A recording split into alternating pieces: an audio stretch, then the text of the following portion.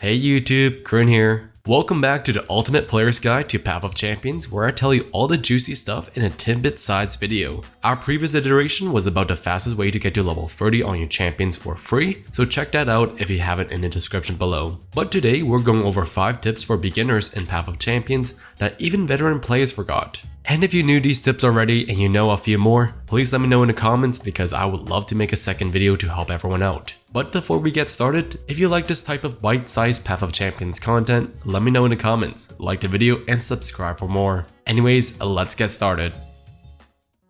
I'll start off with the main reason why I wanted to make this video: adventure rewards. Path of Champions gives you a lot of free stuff, from the daily missions, weekly challenges, events.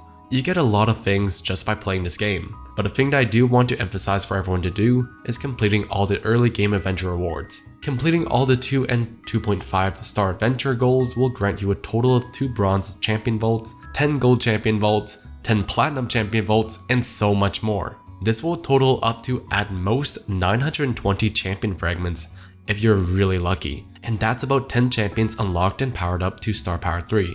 This means that playing any champion's first runs on adventure will guarantee you a hefty reward. This amount of free fragments will jumpstart your adventure across the world of Runeterra, or if you have already started, would give you a free boost, and is a must-do for all players. So check what you're missing and give it a shot, because I sure have also forgotten about a free vault while playing the game. Next off, grind for Aurelion Sol. A soul can only be unlocked and upgraded from his own fragments, which can only be obtained from the monthly adventures, and I assure you, he's a must-have. Luckily, you don't have to complete all 70 monthly challenges in a month, so don't worry about maxing out all your characters before you begin. In fact, it might be better to start off as soon as you can to make it easier. Simply, at the beginning of every month, do the first few levels and upgrade Aurelion Sol as time goes on. For every 15 wins, you'll get 10 fragments for a soul, and to fully upgrade him, you need 200 fragments for star power 4. That's a lot of work, but look at the star powers and tell me you don't want this free champion. First upgrade. Play any created card to reduce champions costs everywhere. Also, any champion you play levels up. Second upgrade, basically all your cards have an item. And third upgrade, same as the first upgrade but better. And in the final upgrade, I am a hydrogen bomb and I am going to colossal titan your opponent's board when I'm played. Also, everyone has double stats. If you're ever stuck on a really difficult adventure, just use a soul for a free win. And that's tip number 2, get Aurelion Sol for free. The next tip I have for you is look out for easy weekly adventures. While it is good to complete the weekly adventures for not only their completion awards and for the weekly missions, sometimes it's worth grinding the big ones for experience. So pay attention to the nodes. If you see an adventure with the power guided meditation, they'll let you start off every battle with 10 mana. Grind these adventures with your big champions such as Ornn, Volibear, and Ender Dragon, and you'll save so much time. I hate trying to level up the control champions as they take so long to complete adventures, but this node is an actual blessing. Anyways, yeah, pay attention to the weekly adventures, complete them and use them to your advantage because I cannot stress this enough, this is a major time saver.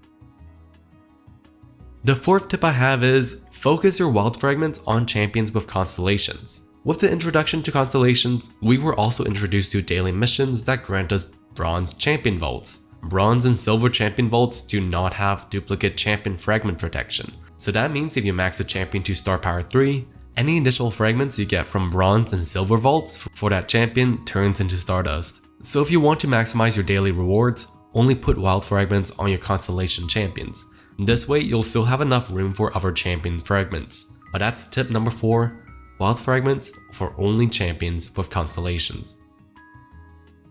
Finally, my last tip for everyone is take your time on a game. If you play too much, it's gonna feel draining and you'll burn yourself out. I give myself a rule where I play a total of 1 to 2 adventures every day before I play something else like Overwatch or Hades 2. This way I can complete the daily missions and slowly grind out the weekly quest. Legends of Runeterra is designed for you to pause and come back. With the daily missions, weekly quest, and experience decay after a certain amount of wins, there's not really an incentive to complete everything in one day. So again, take your time and drink water for crying out loud.